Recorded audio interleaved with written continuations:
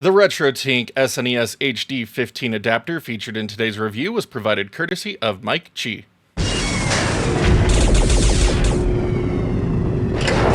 The RetroTink 4K and its newer lower-cost sibling, the RetroTink 4K CE, have been amazing products for letting retro games shine on modern displays. Final output quality for both devices is based on the quality of the cables used to connect your systems to them. Your typical composite and S-video cables are serviceable, but they lack the clarity found in higher quality RGB options.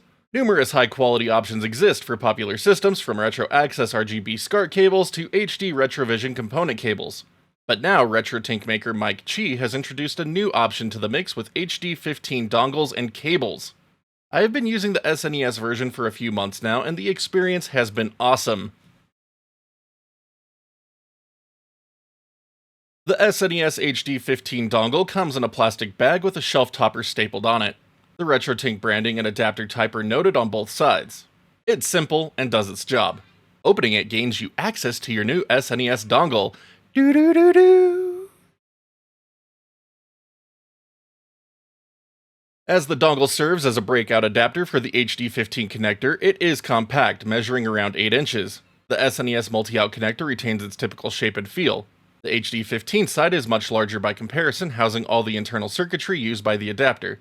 The HD15 port looks like your typical VGA port found on an older PC graphics card, and there is a 3.5mm jack to carry stereo audio fitted along the side. The grooved surface provides good grip for attaching and detaching cables, and the RetroTink logo looks nice recessed into the housing. The cord between each side is a decent thickness with proper strain relief on both ends. It is flexible enough to also allow for some curvature if you are limited on space directly behind your systems. The whole thing feels dense and secure, ensuring longevity. Mike has listed the following specs on the store page for the SNES HD15 dongle.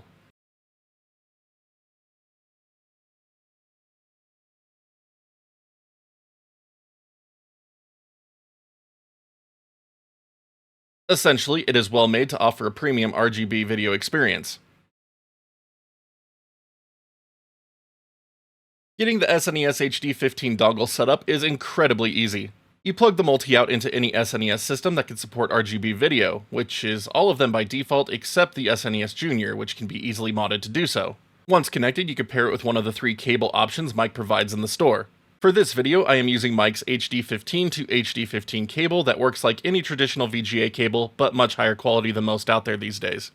The alternative options are an HD15 to SCART cable or an HD15 to B&C cable, letting you get the most out of this setup while matching other video equipment you may already own. Finally, you connect your cable of choice to the appropriate input on the RetroTink 4K or other switching equipment you have in your video chain. Just to note, this dongle will not let you connect an SNES system directly to a VGA monitor, as the output is still incorrect for what a VGA monitor expects. Thanks to the efforts of FirebrandX, each of the HD15 dongles Mike has created has an easy profile to get set up and use. With some quick calibration in the 240p test suite, it is easy to get an incredibly sharp picture out of one-chip and RGB modded junior systems. Other SNES systems will still exhibit their typical side blur, as it is a flaw inherent in the systems themselves, and there is nothing a cable can do to correct it. Voultar has spent who knows how much time developing an enhancer mod for these systems to provide cleaner RGB output for anyone interested. But once you have everything dialed in for your system, you can save the profile and just start playing, or you could spend hours tweaking a perfect CRT-like experience as well. Up to you. As stated at the beginning of this video, the experience of using the HD15 dongle with the RetroTink 4K line is incredible. On my RGB modded SNES Junior, image quality is incredibly sharp. Signal noise is still present, as it is analog video, but it is minimal. It's more obvious in solid colors, but not really an issue at typical viewing distances. Having a proper SNES power supply will make a noticeable difference, as poor power can cause the picture to appear noisier. Audio also comes across clearly with no issues with stereo output, as seen in the original prototype I tested. After testing over 150 SNES titles, I have found no issues with the dongle across progressive or interlaced NTSC titles. The dongle also fully supports PAL systems, however I do not have any PAL systems or games to test that functionality with for this video. But here are a few game demos to showcase how great this dongle looks in action.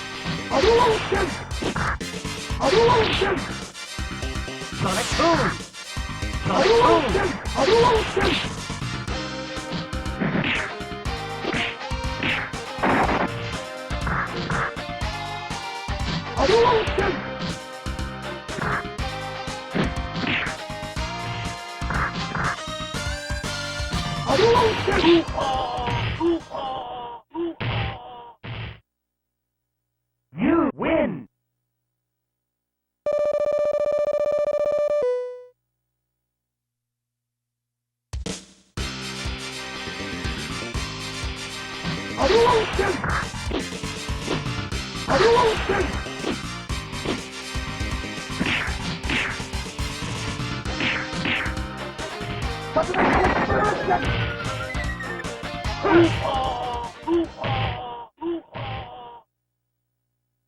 You win! Perfect!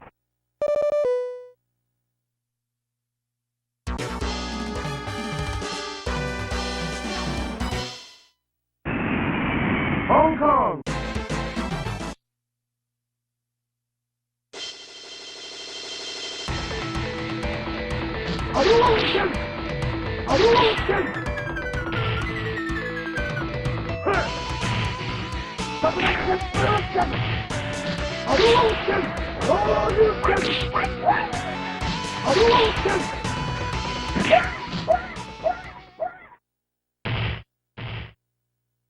You win!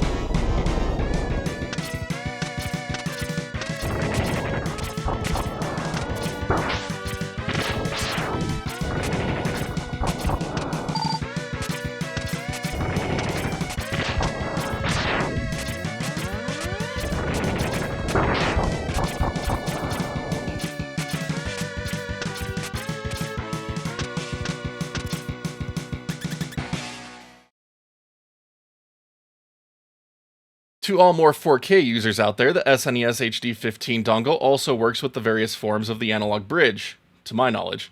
I only have the HD15 version of the bridge to test and can confirm that particular setup works.